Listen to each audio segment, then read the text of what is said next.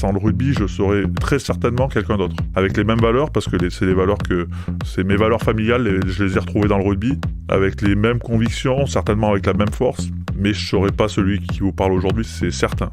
À l'époque où je commentais ces matchs, on l'appelait Cartouche. Il a débuté en Ardèche, à Beauvallon.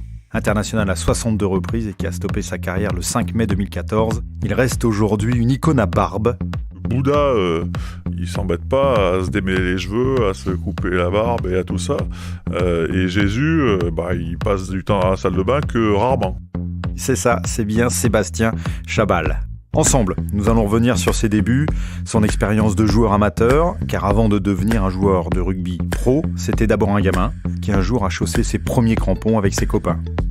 Il y avait ce plaisir de passer du temps ensemble sur le terrain et en dehors du terrain. Je suis Frédéric Villard et vous écoutez Premier Crampon, un podcast présenté par Orange. Nous allons vous amener là où on aime le rugby en fait. Celui que nous vivons tous au quotidien, le rugby de notre enfance, le rugby de nos premiers crampons. On va parler du rugby amateur. Et la racine d'amateur, c'est aimer. Bonjour Sébastien, merci de nous consacrer un petit peu de temps. Bonjour Fred. Sébastien, quand on parle de vous et de rugby, est-ce qu'on parle de titre et de carrière professionnelle ou parle-t-on d'une aventure humaine ? Avant tout, ce sport, c'est du partage, c'est des rencontres, c'est des histoires humaines. Et c'est vrai que quand on parle de sport amateur, on ne dit pas c'était mieux avant. Parce que le sport amateur reste le sport amateur et c'est toujours le même. Il est toujours joué de la même manière, il est toujours appréhendé de la même manière, quel que soit le niveau où on joue en amateur, quel que soit le club, on retrouve toujours les mêmes ingrédients. Ce podcast s'appelle Premier Crampon. Vous vous souvenez de vos premiers crampons ? Je m'en souviens, je les ai pas portés longtemps. Je les ai achetés pour mes 9 ans, parce que comme tous les gamins, j'ai essayé pas mal de sports. J'ai joué au foot, j'ai joué au rugby, j'ai joué au handball. Mais n'étant pas issu d'une famille de sportifs et n'ayant pas eu cette éducation, j'ai pas adhéré. Voilà, j'ai pas adhéré. C'était un sport que je trouvais dur. J'étais pas fait à cet âge-là pour des sports de combat, des sports de contact. J'étais mieux chez moi à jouer à la console et à mener ma petite vie d'enfant à la campagne pépère plutôt que d'être sur les terrains de sport et particulièrement les terrains de rugby. Donc j'ai arrêté rapidement, j'ai dû jouer 3 mois et je les ai raccrochés. Alors justement, puisque vous parlez de ça, on a été voir des enfants qui sont allés voir le rassemblement de l'équipe de France qui est ouvert le mercredi aux gamins et on leur a demandé de vous poser parfois quelques questions. On a une première question de Pierre qui s'interroge de savoir pourquoi il y a eu cette coupure entre vos premiers crampons et vos deuxièmes crampons, entre guillemets. Je m'appelle Pierre, j'ai 11 ans et je joue en U12. Sébastien, je voudrais savoir pourquoi, quand vous avez 9 ans, vous avez arrêté le rugby parce que ça vous a pas plu et quand vous avez 16 ans, vous avez continué jusqu'à devenir pro. En gros, pourquoi vous y êtes revenu à 16 ans ? Parce qu'on a compris pourquoi vous n'y étiez pas resté à 9 ans. Alors pourquoi j'y suis revenu à 16 ans ? La réponse est assez simple, c'est pour suivre mes copains. Voilà, à 16 ans, on est en pleine adolescence et c'est les premières sorties, c'est un peu plus de liberté que quand on est enfant et le besoin de se défouler, de se dépenser et de partager des moments. Donc on est allé dans le village d'à côté, il y avait du rugby, donc on a joué au rugby. Mais donc ça veut dire que ça a été du rugby, ça aurait pu être du foot, ça aurait peut-être pu être du handball, du volleyball. Et à la limite, c'est un message que vous voudriez faire passer à des gamins aujourd'hui. Essayez déjà de trouver une famille qui vous correspond plutôt que d'aller dans un sport qui vous correspond. Ouais, je pense que quand on est gamin, il faut toucher un peu à tout pour savoir ce qu'on aime réellement, pour pouvoir trouver son sport. Ou ses sports, on peut pratiquer plusieurs sports. Et en plus, je pense avec l'expérience que ça nous permet d'avoir une vision plus large et ça va nous aider. La pratique de différents sports nous aidera quoi qu'il en soit dans le sport qu'on choisira en finalité. Après, on peut aussi, à partir de 9 ans, rentrer dans une culture, dans une famille, dans les valeurs d'un sport et puis s'y retrouver petit à petit et parfois même continuer, même si on a l'impression que c'est un peu lourd à porter. Oui, bien sûr, j'aurais pu continuer. Je pense qu'il y a une grosse partie d'éducation aussi, de culture familiale. Moi, dans ma famille, personne pratiquait. Et quand je dis personne, c'est mes parents, mes frères et sœurs, mes oncles, mes tantes. Le sport n'est pas rentré dans notre famille. Donc, quand je me retourne aujourd'hui, je trouve ça assez dingue. Quand on a des exemples, on a envie de faire pareil. On s'identifie. Et c'est vrai que chez moi, le sport n'était pas présent. Et c'est peut-être pour ça aussi que j'ai pas accroché ou que je suis pas resté. Donc, vous militez pour que le sport soit présent, du coup, chez les jeunes. Ouais, bien sûr, et je milite pour que les parents sensibilisent les gamins sur le fait de pratiquer. Je crois que dans notre système éducatif, système scolaire, le sport n'est pas assez valorisé, le sport n'est pas assez pris en compte. Moi qui ai eu la chance de jouer et de côtoyer le système anglo-saxon, voilà, dans les écoles, le sport a une vraie valeur, a une vraie importance. Ils ont compris que le sport permet aux gamins de trouver leur place, permet aux gamins de s'épanouir, permet aux gamins de se construire. Et chez nous, c'est pas le cas, donc je crois que c'est une part qui reste aux parents, et essentiellement aux parents aujourd'hui. Quand on est parent, je crois que c'est important de pousser ces gamins à faire du sport, même si ils trouvent pas le bon sport tout de suite. Comment on trouve le juste milieu entre fait du sport et en même temps ne pas forcer quelqu'un qui ne s'y retrouve pas forcément? Faut pas choisir pour les gamins. Je crois qu'il faut laisser les gamins choisir, que ça soit des claquettes, du rugby, du foot ou de la gymnastique. Peu importe, l'important c'est de pratiquer, l'important c'est d'essayer. Alors peut-être qu'une année, ils vont pas aimer le sport qu'ils ont pratiqué, mais l'année d'après, ils vont en essayer un autre. On pourrait peut-être résumer ça en disant incitez vos enfants à faire du sport, mais s'ils n'ont pas envie de faire de la compète, laissez-les tranquilles, pour qu'on reste dans le domaine du plaisir. Oui, bien sûr, quand on parle, à ce moment-là, on parle pas de compétition, on parle de sport-plaisir, voilà, on parle du jeu. Je crois qu'en France, on n'a pas cette culture, vraiment cette culture sportive, et quand on y rentre dedans, on pense tout de suite à la compétition. Non, le sport est un jeu. Le rugby est un jeu, le foot est un jeu, et ça on l'oublie trop souvent, et on l'oublie même trop souvent au niveau professionnel. Voilà, on se prend rapidement la tête pour essayer de gagner, d'être performant. Bien sûr que plus on progresse et plus on monte en niveau, ça fait partie de notre quotidien, mais il ne faut jamais oublier que c'est un jeu. Moi j'ai eu la chance de jouer avec pas mal d'étrangers, et les plus frappants c'est les Néo-Zélandais. Les Néo-Zélandais, quand t'es à l'entraînement, quand t'es en match, ils ont le sourire. Ils jouent, ils prennent du plaisir. Alors ils n'oublient pas que y a un résultat, qu'il faut être performant, qu'il faut aller chercher l'excellence. Mais avant tout, ils appréhendent ça comme un jeu. Et je crois que c'est primordial pour pouvoir être performant. Je me souviens de cet entraîneur anglais qui disait « J'aime bien quand mes joueurs s'entraînent en souriant parce que quand on sourit, on n'est plus relâché, on n'est plus lié et on travaille mieux. » Et c'est bizarre que ce soit un Anglais qui nous dit ça parce qu'ils sourient rarement quand ils sont en match contre nous, les Anglais.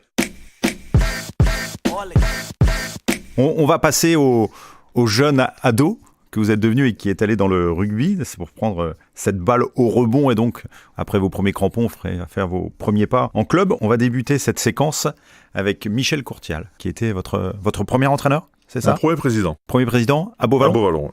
On va l'écouter. Il va parler de vous quand il vous a vu arriver et puis après on en parle. On a bien vu qu'on avait affaire à un individu comme on en croise qu'une fois dans sa vie, quoi. Quand il était là, vu les moyens exceptionnels qu'il avait, il fallait pas qu'il reste avec nous. Il a fait son apprentissage. On l'a même fait jouer un peu avec l'équipe première quand il n'avait pas de match trop difficile en junior et tout ça. Pourquoi? Pour l'endurcir, puisqu'il faisait tout facilement. Il suffisait qu'il touche 3 fois le ballon, je vous dis, il y avait 2 essais au bout, alors évidemment. On l'a enfermé un peu en deuxième ligne pour l'obliger à mettre le nez, comme on dit dans le milieu rugbystique. Mais il était fait pour ça. Pour moi, il était fait pour ce rugby-là. Le rugby physique que l'on a actuellement, le rugby professionnel, il était fait pour ça. Nous, on lui a fait aimer le rugby, voilà. C'est la seule chose qu'on lui a fait. Alors les gens ne vous voient pas, mais moi je vous vois hocher la tête quand il dit on lui a fait aimer le rugby. Vous nous aviez raconté que c'était pour suivre les copains, et c'est là-bas donc que vous avez aimé ce jeu, au-delà d'être avec vos copains. Comment ça s'est passé?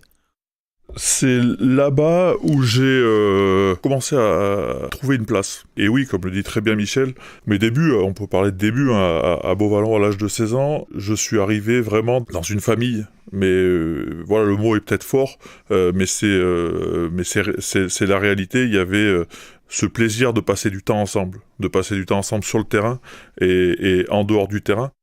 Et oui, ils m'ont fait aimer le rugby. Ils m'ont fait aimer le rugby.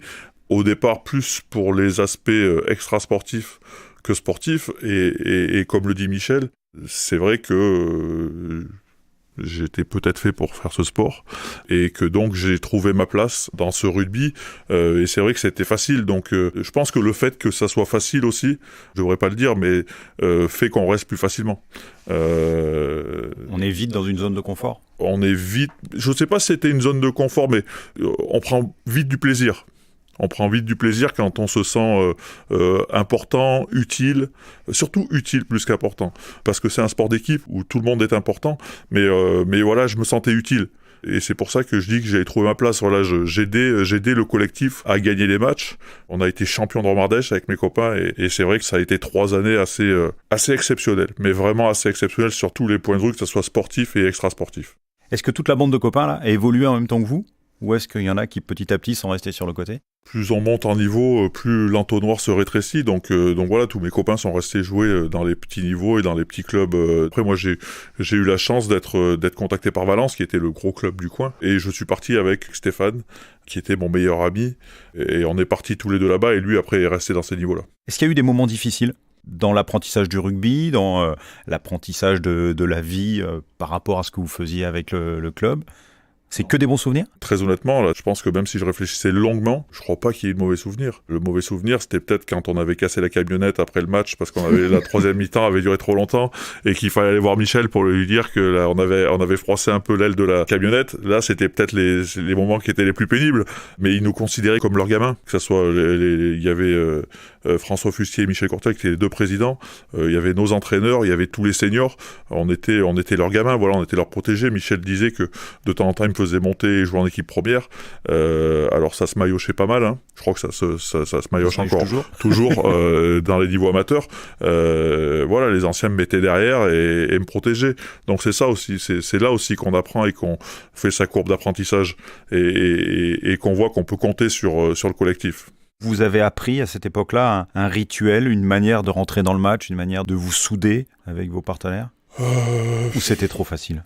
Je sais pas, j'ai l'impression que les rituels sont un peu toujours les mêmes. Et c'est encore plus vrai dans le monde amateur, mais c'est très vrai et très présent dans le monde professionnel. Avant le match, voilà, tu te files des coups de casse, tu te files des coups d'épaule, tu te regardes de travers, t'as l'air énervé, t'es prêt à en découdre, quoi. Et vous étiez dans ce registre-là, vous aussi ? Ouais, carrément, ouais, carrément. Parce que t'as cette atmosphère et t'as cette ambiance qui monte dans le vestiaire, voilà. Et surtout quand t'es amateur, tu joues souvent contre le village du coin, donc d'à côté, et il y a beaucoup de derbies.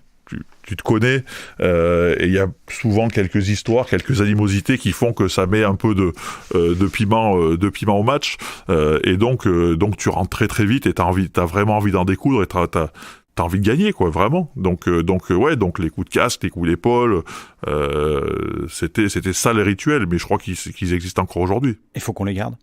Mais bien sûr qu'il faut qu'on les garde. Après, ce qu'il faut qu'on enlève, c'est la violence sur le terrain. Des fois, ça va trop loin. Rentrer dans une équipe de rugby, c'est pas toujours simple. Il faut aussi savoir se faire sa place. Vous, ça a été plus simple parce que, comme le disait le président, vous étiez doué. Vous aviez ça pour vous. Alors, à ce propos, on va écouter Xavier. Il a besoin de vos conseils. Je m'appelle Xavier, j'ai 9 ans et je suis en U10 à Armentières. Sébastien Chabal, quand tu étais petit, est-ce que tu étais timide ? Est-ce que c'est un problème quand on est rugbyman ? Est-ce que le rugby vous aide à effacer une timidité ? Ouais, clairement. Sûrement que quand j'ai arrêté à 9 ans, c'est parce que j'étais timide. Parce que je suis quelqu'un d'introverti. Et c'est ce qui a fait aussi, certainement, que j'ai arrêté. Voilà. Mais je pense que j'aurais eu cette éducation du sport. Je pense que ma timidité, je l'aurais dépassée très facilement parce que je pense que j'aurais trouvé très facilement ma place dans le collectif.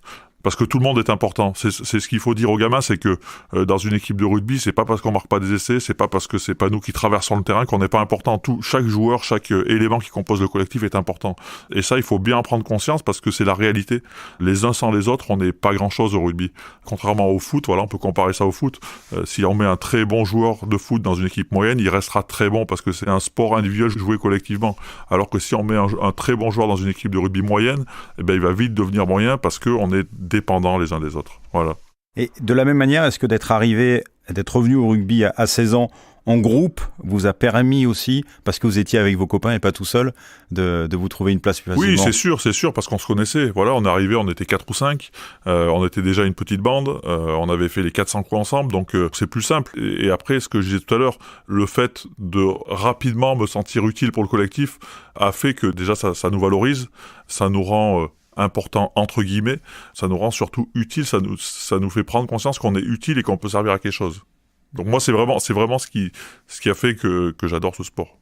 Le rugby est fantastique parce que si vous venez seul, vous faites des copains, et si vous venez avec vos copains, on accepte les copains aussi. C'est ça. Et on agrandit la famille, c'est plutôt bien. Sébastien Chabal, vous avez aussi cette image de marque. Moi je vous ai commenté jeune rugbyman à Bourgoin-Jallieu avec ce surnom de cartouche. Et le plaquage, c'était l'une de vos marques de fabrique. On a Taïna qui veut vous poser une question à ce sujet également. Je m'appelle Taïna, je joue en U14, j'ai 14 ans. J'aime bien plaquer. Donc je plaque. Sébastien, pourquoi aimes-tu plaquer ? C'est l'une des choses qui vous a fait rentrer dans le rugby ? Ça vous plaisait particulièrement ou au contraire, ben voilà, c'est une partie du rugby. Non, vous étiez plutôt bon là-dedans, point. Ouais, c'est une part importante du rugby que de savoir plaquer. Sinon, ça devient compliqué. Et je me débrouillais pas trop mal dans ce domaine. Voilà, il y a plein de domaines où j'étais très limite. Mais le plaquage était une de mes forces. Et je suis content d'entendre cette jeune rugbywoman qui dit qu'elle aime plaquer parce que c'est l'essence du rugby. Voilà, c'est le moment où tu peux dominer ton adversaire dans la règle, dominer physiquement ton adversaire dans la règle, tu peux lui faire mal et tu peux prendre le dessus psychologiquement sur lui. Donc, quand on joue au rugby, on sait tous plaquer, on aime plus ou moins ça. Mais je crois qu'il faut pas avoir peur, il faut pas se poser de questions. Voilà, ça fait partie du boulot. Et puis après l'essentiel est de faire tomber l'adversaire. Hein. C'est le but. Alors après, comme je le dis, si tu arrives à le marquer un petit peu physiquement et psychologiquement, c'est mieux. Mais l'essentiel est de le faire tomber. Qu'il ait un petit temps d'hésitation la prochaine fois qu'il va rentrer sur le terrain, c'est mieux. Sébastien, je vous propose maintenant d'écouter le petit Mathis qui a une question de taille pour vous. Je m'appelle Mathis, j'ai 13 ans, enfin je vais avoir 13 ans bientôt. Je joue en U14 à Armentières. Sébastien, est-ce que être petit, ça pose un problème pour jouer bien au rugby ? Et je profite de la question de Mathis et du fait que j'ai une armoire à glace en face de moi pour savoir est-ce qu'il y a encore une place pour tout le monde dans le rugby aujourd'hui, pour tous les physiques ? Le collectif est composé de personnes qui ont des points faibles et des points forts. Et il faut que, à la fin, les points faibles des uns soient gommés par les points forts des autres et vice-versa. Donc, c'est aussi ce qui est beau dans ce sport, c'est que on peut être grand, petit, long, maigre, lourd, pas lourd. Il y a de la place pour tout le monde. Et plus encore au niveau amateur. Et plus encore au niveau amateur. Parce qu'il y a une certaine uniformisation que l'on voit maintenant chez les pros qui n'existe pas chez les amateurs. Oui, bien sûr, mais on voit encore des gabarits très différents dans le monde professionnel. Alors c'est sûr que tu peux pas faire 1m50 et 50 kg, ça c'est compliqué, mais on voit des joueurs des demi-mêlées qui font 80 kg à 1m75 et jusqu'à des mecs qui font 2m5 ou 2m10 et qui font 130 kg. Donc le gap est quand même important, même au niveau professionnel. C'est cette fameuse phrase que le rugby est un sport pour les déménageurs de piano et pour ceux qui jouent du piano. Exactement. On reste avec les enfants parce qu'on va parler un petit peu des fameuses valeurs du rugby. Si vous deviez aujourd'hui définir les valeurs du rugby, vous y arriveriez en quelques mots ou c'est beaucoup plus complexe que cela ? Le partage, le plaisir, l'amitié, la camaraderie, ça fait partie de tout cela ? Oui, bien sûr, le respect est pour moi une valeur importante de notre sport. Oui, le partage, forcément. Le sacrifice. Avoir le sens du sacrifice est important parce que, comme on le disait avant, les uns sans les autres, on n'est rien. Il faut savoir sacrifier pour le collectif. Je suis assez bien placé pour le savoir parce que je jouais devant. Alors les trois quarts n'ont pas la même vision que nous du jeu, quoique. Mais c'est vrai que encore plus au niveau amateur, les gros, généralement, ils brillent pas trop. On les voit pas trop marquer des essais. Donc il faut qu'ils aillent mettre la tête et qu'ils aillent gagner le ballon pour le filer aux trois quarts et qu'ils aillent marquer des essais. Donc le sens du sacrifice est un mot important. Voilà, respect, sacrifice, solidarité. Pour moi, le respect est un mot, est un élément. Et sans l'avoir eu chez les amateurs, ça vous aurait manqué chez les pros ? Oui, bien sûr, c'est sûr et certain. Même si tout à l'heure je racontais que des fois il nous arrivait de finir un peu trop tard après le match et de froisser l'aile de la camionnette, on a toujours respecté notre hiérarchie, on a toujours respecté nos entraîneurs, les arbitres, nos camarades.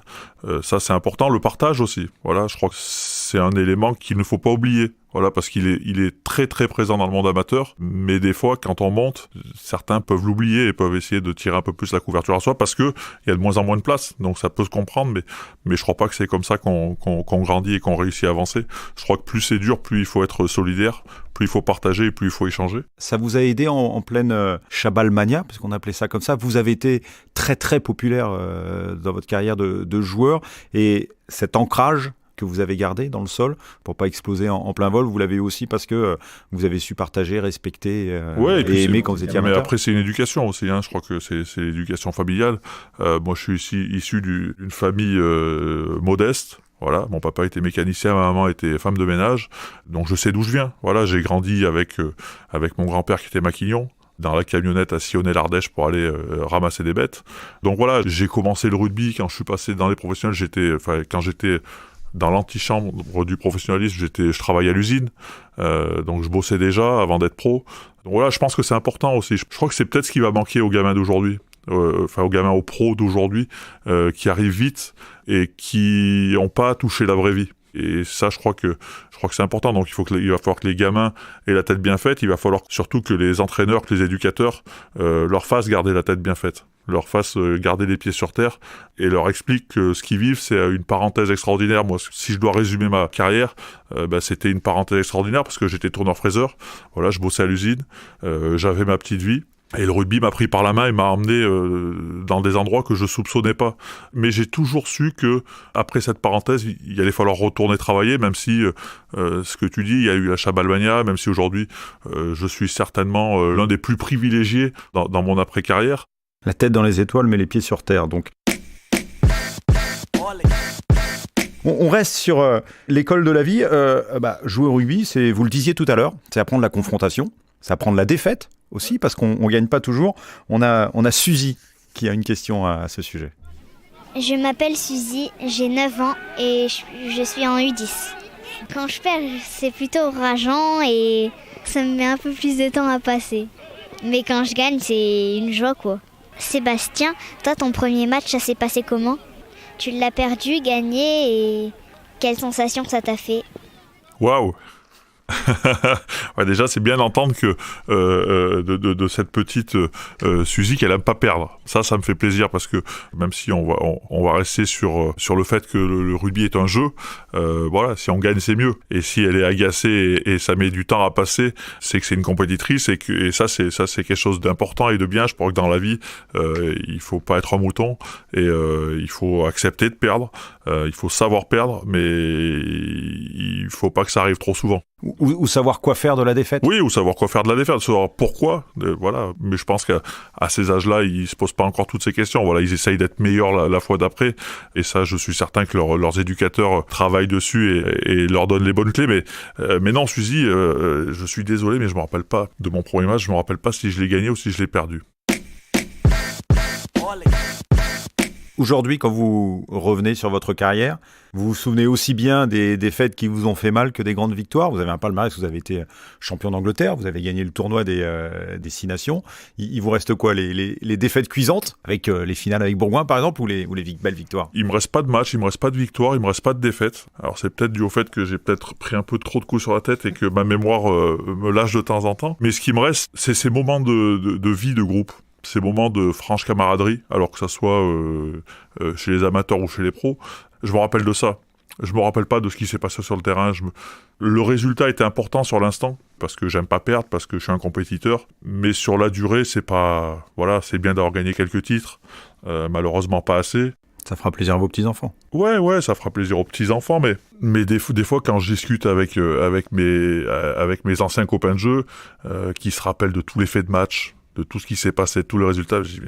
C'est des extraterrestres. Ouais, c'est des extraterrestres. Alors après, on n'a pas tous la même mémoire. Mais moi, c'est plus ces moments de partage. Moi, c'est vraiment... j'ai traversé ma carrière avec des hommes. Voilà. Et c'est ce qui est important pour moi. Ce qui reste, c'est les hommes, c'est les copains. C'est aussi tout ce qui fait la famille du rugby. Les coachs, les éducateurs. Est-ce que, par exemple, c'est quelque chose qui peut vous attirer demain? Comment vous voyez le rôle d'un coach, d'un éducateur, au-delà de la formation du joueur de rugby techniquement, hein, quel doit être le rôle d'un coach? Vous parliez de votre président tout à l'heure qui avait été presque un deuxième père. Pour vous, c'est capital aujourd'hui cet encadrement? Oui, bien sûr, c'est capital. Et je reprendrai la phrase de Michel. Voilà, ils ont été là pour me faire aimer le rugby. Voilà, et je crois que le rôle premier d'un éducateur, c'est de faire aimer le sport. Et après, on essaye d'améliorer la pratique des gamins, mais d'abord c'est d'aimer le sport, de faire prendre conscience à tous les gamins qui sont importants, qui peuvent être utiles, qu'ils sont utiles. On n'a malheureusement pas tous les mêmes qualités, pas tous le même talent, donc il y en a qui jouent moins que d'autres, mais je crois que ça doit être le plus dur pour moi, ça serait le plus dur à vivre, c'est de pas faire jouer des gamins, ou de moins faire jouer des gamins. Ça pourrait vous arriver de vous impliquer plus comme ça dans un... Ouais, ça pourrait. Moi, c'est voilà, quand on me demande pourquoi je suis pas entraîneur, pourquoi est-ce que j'ai envie, est-ce que j'ai pas envie. Voilà, moi, je dis, j'ai eu une première vie professionnelle fantastique, extraordinaire. Aujourd'hui, je suis en train de me reconstruire dans d'autres domaines parce que je suis curieux, je suis passionné, je suis un entrepreneur. Mais je reviendrai au rugby. Je reviendrai très très certainement au rugby quand je sais pas, quand ça sera le moment. Je veux pas précipiter les choses. J'irai dans le village à côté de chez moi. Pour accompagner des gamins ? Pour accompagner des gamins, voilà, c'est tout. Voilà, c'est tout. Essayer de leur faire partager et de leur rendre ce que le rugby m'a donné. Voilà, très simplement, sans ambition de gagner, sans entre guillemets, parce qu'une fois qu'on sera sur le terrain, on essaiera de gagner quand même, mais sans pression, juste pour revivre des beaux moments de partage qu'on retrouve beaucoup plus dans le rugby amateur que dans le rugby professionnel. Et dans le clubhouse, et avec les copains. Exactement. On va écouter à ce sujet à nouveau Michel Courtial, votre président à Beauvallon. On rigole parce que vous en avez... Je chute. Vous chutez et cassez votre fauteuil. Moi, je l'ai vu arriver en août 94 avec sa bande de copains du village voisin, le village Beaumont-les-Valences qui est à 5 km de Beauvallon. Ah ben, c'était des pétards, hein. C'est clair, hein. Ils étaient bien dans le monde du rugby, ça leur allait très bien. À partir du moment où il est parti de chez nous, ben, ses copains, ils les avaient plus, hein. Il s'est retrouvé tout seul. Le dimanche, ses entraîneurs le cherchaient et il était avec les nôtres à Beauvallon, quoi, à la buvette ou ailleurs. Est-ce qu'on doit, et là c'est le rôle d'un président comme Michel Courtial, s'appuyer ou insister sur le rôle social que peut avoir le rugby aujourd'hui ? Par exemple, on a beaucoup parlé pendant longtemps du rugby sport de province, sport de village. Aujourd'hui, il est de plus en plus présent dans les banlieues. Est-ce qu'il doit être... Quand on voit ce qu'il vous a apporté, quand on voit ce qu'il peut apporter aux gens, cette culture du respect, de la camaraderie, du partage, est-ce que vous faites partie des gens qui se disent, tiens, le rugby avec des présidents comme ça, comme M. Courtial, il apporterait un bien fou dans des endroits plus compliqués aujourd'hui, dans des banlieues plus compliquées ? Le sport et le rugby en particulier, ou le sport en général. Le sport en général. Je crois que c'est le sport en général. Alors, c'est vrai que on a tendance à attacher plus de valeur au rugby parce que c'est un sport de combat. C'est un sport de combat collectif, donc ça fait qu'il y a vraiment ce sens du collectif. Ce sens du collectif est exacerbé au rugby, mais c'est le sport en général. Et tout à l'heure, quand je parlais d'éducation, quand je parlais de notre système éducatif dans le milieu scolaire, je le trouve dramatique. Je le trouve dramatique et catastrophique. Je comprends pas que nos dirigeants politiques n'aient pas pris conscience de ça. En France, le sport est le parent pauvre. Et je le vérifie tous les jours dans mes nouvelles activités. Donc oui, bien sûr qu'il faudrait qu'on fasse l'apologie du sport, l'apologie du rugby, mais pas que dans les quartiers difficiles, pas que dans les banlieues, de partout. Voilà, parce que pour ceux qui habitent en pleine ville et dans un immeuble, ils connaissent pas leurs voisins de palier. Donc je pense que c'est pas qu'un problème de zones entre guillemets compliquées.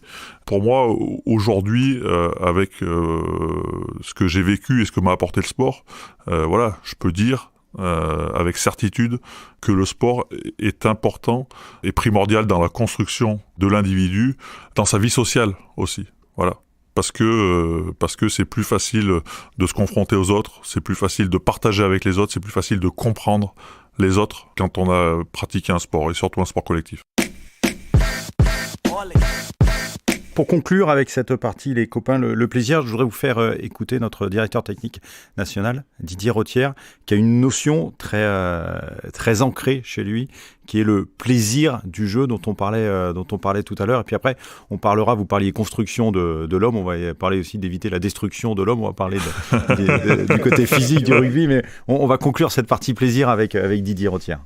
La première chose, c'est d'être passionné et de prendre plaisir à s'entraîner et à jouer. On peut pas devenir pro si on n'aime pas s'entraîner. Après, derrière, c'est de bien travailler à l'école et d'avoir un vrai projet de vie à côté. Parce que ça permet aussi de relativiser les choses. Voilà un programme assez général que le papy Chabal, qui sera éducateur dans le petit club, dans le petit village d'à côté, pourra transmettre aussi à ses jeunes joueurs. Oui, bien sûr. Je crois que ce que Didier vient de dire, c'est très vrai. Voilà. Beaucoup de gamins ont des idoles, ont des rêves, et c'est important. C'est important d'avoir des idoles, c'est important d'avoir des rêves, mais malheureusement, pas beaucoup ne les atteindront. Et donc le sport restera qu'un loisir, ou qu'un défouloir, ou qu'un endroit de partage, qu'un endroit de plaisir, surtout un endroit de plaisir. Et il faut faire quelque chose à côté. Voilà. Donc faut pas oublier que le sport nourrira pas son homme. pour beaucoup de gamins. Donc oui, de bien travailler à l'école, c'est important. D'avoir un projet de vie, c'est important. De faire d'autres choses, c'est important. Et c'est vrai que quand on est gamin, c'est l'école. De trouver sa place aussi à l'école, c'est important. De savoir ce qu'on veut faire. Alors c'est compliqué quand on est gamin, mais le plus rapidement possible. Je crois que c'est important parce que même quand on y arrive, un accident de vie, un accident de parcours peut arriver très vite et on peut très vite être laissé sur le côté. Donc d'avoir autre chose, une béquille, c'est important. Et je l'ai vu quand je jouais. J'ai toujours eu d'autres activités que le rugby. Quasiment toute ma carrière, en tout cas dans toute la deuxième partie de ma carrière de professionnel, j'ai eu des activités à côté. Et putain que ça fait du bien. Excusez-moi pour ça, mais que ça fait du bien de se sortir la tête du rugby, de notre passion, de notre boulot, de voir autre chose, de penser à autre chose, d'avoir d'autres projets. Ça permet de se libérer, de se détacher de sa passion, de son sport, et d'y revenir encore plus fort, avec encore plus d'envie, avec encore plus de plaisir, avec encore plus de conviction. Et c'est vrai que sur la fin de ma carrière, alors moi j'ai eu la chance d'avoir un camarade avec qui j'ai partagé de longues années, Lionel Nallet, et c'est vrai qu'entre deux entraînements ou les jours de repos, on bossait, ou entre les entraînements on parlait de boulot, on parlait de nos activités, on parlait de nos projets, et les jeunes venaient nous voir et nous disaient mais vous êtes complètement cons les vieux, pensez au rugby. Non, mais c'est vous qui avez tort. Vous vous trompez. Je crois que quand vous êtes là, essayez de faire votre sport, de faire ce que vous aimez à fond, en étant le plus performant possible, en étant le meilleur possible, en étant le meilleur de vous-même. Mais à côté, ouvrez les yeux, faites autre chose. Faites autre chose, parce que quand vous allez revenir, vous allez voir, vous allez prendre encore plus de plaisir. Donc là, ça, c'est important. Et on embrasse Lionel, ancien capitaine de l'équipe de France, en espérant qu'il nous ait écoutés. Vous parlez de tout ça aujourd'hui librement et avec plaisir, mais parce qu'aussi vous avez su vous préserver physiquement dans votre carrière. C'est vous qui faisiez mal aux autres. C'est un peu l'objectif de ce jeu, hein. C'est de donner plus. C'est un sport qui est généreux. Il faut plus donner que recevoir. Voilà. Je crois que j'ai réussi de ce côté-là. On parle beaucoup aujourd'hui de commotion dans le rugby. On parle de blessures. Comment on doit aborder ce passage de notre sport en sachant que, oui, il faut préserver l'intégralité des joueurs. Et là, on parle même rugby amateur. Est-ce que c'est aujourd'hui quelque chose qui vous soucie, quelque chose qui vous inquiète, ou au contraire, vous êtes content de cette prise de conscience qui a lieu autour du rugby ? Malheureusement, c'est bien qu'il y ait cette prise de conscience. Quand je dis malheureusement, c'est parce que ça arrive. C'est parce qu'il y a des accidents, parce qu'on voit des traumatismes, parce qu'on en voit de plus en plus tous les week-ends et à tous les niveaux. Mais je crois que notre rugby est à un tournant aujourd'hui. En France, je parle. Je pense qu'on a pris conscience de tout ça. Je pense qu'on a pris conscience de l'état de notre sport. Je pense qu'on a pris conscience de notre manière de l'éduquer, de notre manière de l'appréhender, de notre manière de le jouer, et je crois qu'on s'est aperçu qu'on avait tort sur presque toute la ligne. On a dérivé un petit peu ? Je dirais pas qu'on a dérivé, mais on n'a pas pris les bons virages. Je crois qu'on a pris le virage dans la fin des années 90, début des années 2000, du rugby physique, du rugby professionnel, parce que ce sport est passé professionnel qu'en 95. Moi, j'ai commencé à 98, donc j'étais en plein dedans. Et on a commencé à faire de la muscu, on a commencé à plus s'entraîner, on a commencé à être plus prêt physiquement. Donc forcément, les joueurs étaient mieux préparés, ce sport allait plus vite. Ça a été une période où ce rugby est devenu un rugby d'affrontement. Un rugby physique, mais il y a 15 ans, 20 ans, les joueurs n'étaient pas encore aussi près qu'aujourd'hui. Mais on s'affrontait pareil. On s'affrontait pareil, mais c'était moins dur, ça allait moins vite, les joueurs étaient quand même moins près. Mais la planète rugby jouait comme ça. Donc il fallait jouer comme ça. Toutes les équipes avaient cette même marge de progression et avaient suivi ce rythme et cette typologie de jeu. Mais rapidement, les meilleures équipes, et on va prendre les Blacks comme exemple parce que c'est le meilleur exemple, ont pris un autre virage, celui du jeu, celui de l'évitement. Je pense qu'ils se sont assis 3 minutes, il n'y a pas besoin de réfléchir bien plus longtemps, hein, et se sont dit mais ce sport n'est pas un jeu d'affrontement, ce sport est un jeu d'évitement à la base. Et eux ont repris le virage, et beaucoup de nations ont repris ce virage, tout en gardant cet aspect physique, cet aspect du joueur athlétique, parce que c'est un sport professionnel et c'est un sport qui le demande, parce que c'est un sport de combat. Mais nous on est resté dans ce rugby physique, dans ce rugby d'affrontement, on n'a pas su prendre le virage. Et donc quand les grands se rentrent dedans, dans la gueule tous les week-ends, et les petits, qu'est-ce qu'ils font ? Ils se rentrent dans la gueule tous les week-ends. Et les éducateurs, qu'est-ce qu'ils font ? Parce qu'ils voient les professionnels jouer comme ça, ils enseignent ça. Et malheureusement, je crois qu'aujourd'hui, c'est une question d'éducation. C'est une question de message. Déjà, je pense que si tous nos éducateurs disaient aux gamins, arrêtez de vous rentrer dedans, parce que ce sport est un sport d'évitement. À la base, le rugby est un sport d'évitement. Et du coup, l'éduque de cette manière, je pense qu'on aurait moins de problèmes. Didier Rottière est d'accord avec vous, puisque vous connaissez peut-être les nouvelles règles qui vont être mises en place chez les jeunes, notamment. Écoutez Didier Rottière qui nous en parle. Alors la règle du passage en force, c'est simplement, si je suis porteur de balle et que je vais percuter un joueur qui est arrêté en face de moi, qui s'est pas déplacé, qui a pas fait un pas ou deux, eh bien je perds le ballon. Cette nouvelle règle du passage en force, qui vise justement à faire comprendre aux joueurs, mais aussi aux éducateurs que, oui, le rugby, c'est un sport de combat, mais l'objectif, c'est pas de se rentrer dedans bêtement, quoi. C'est d'essayer de déplacer l'adversaire, d'essayer de passer la balle à un copain qui est en face de personne, c'est d'essayer d'éviter justement le contact. Et après, il y en a évidemment, mais à partir du moment où on est dans une logique plutôt d'évitement, de course, etc., les impacts sont moins forts. Voilà, les impacts moins forts et donc un sport peut-être un petit peu moins violent pour, si je raccourcis le message, pour les mamans qui vont regarder leur enfant jouer au rugby. J'aime pas le mot violent, parce que c'est pas violent le rugby. Il y a de l'intensité. C'est un sport de combat avec des contacts et il y a de l'intensité parce que les joueurs sont de plus en plus prêts. Alors après, c'est bien, c'est super ce que vient de dire Didier, mais vu qu'on est français, et ça ne l'oublions jamais, on est des latins, comment on va essayer de détourner cette règle ou de la mettre en difficulté ?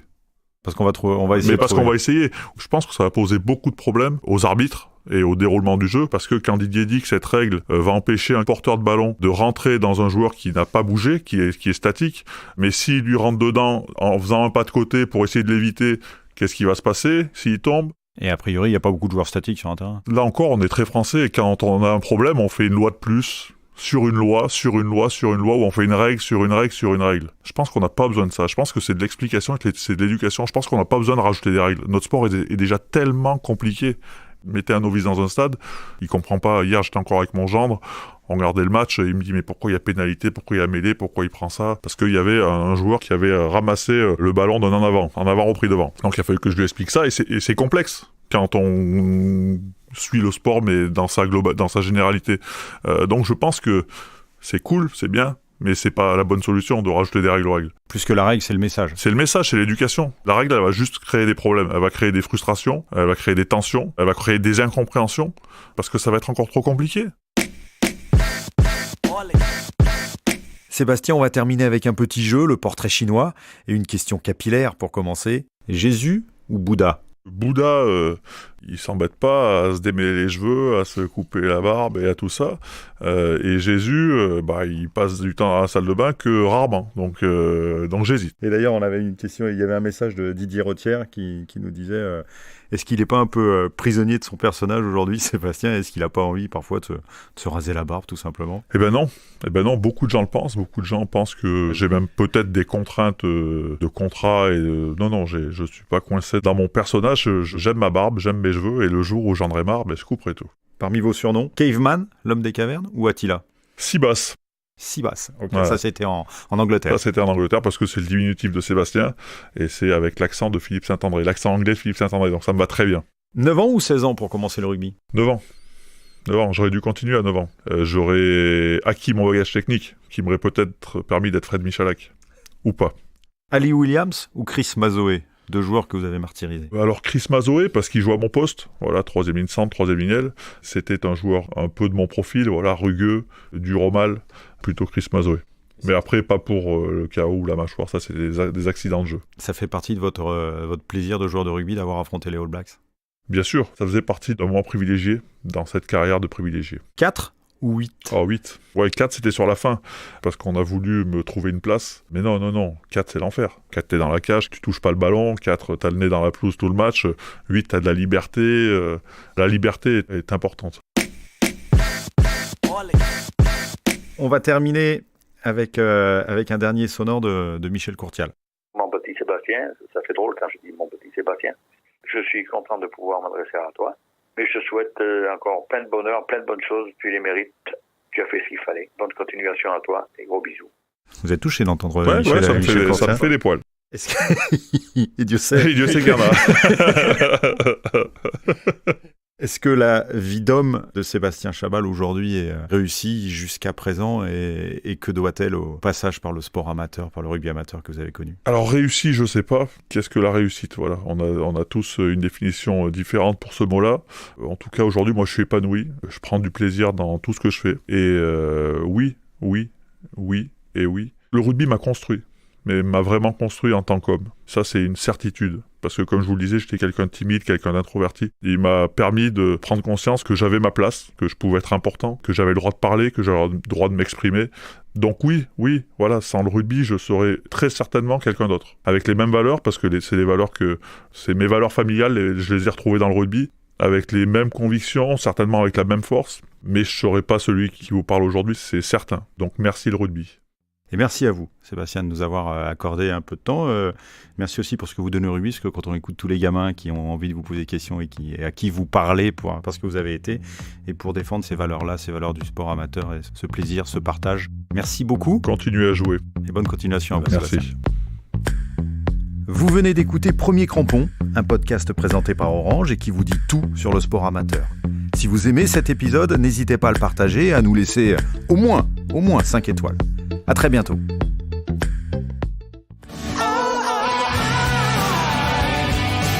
C'était Premier Crampon, un podcast Orange.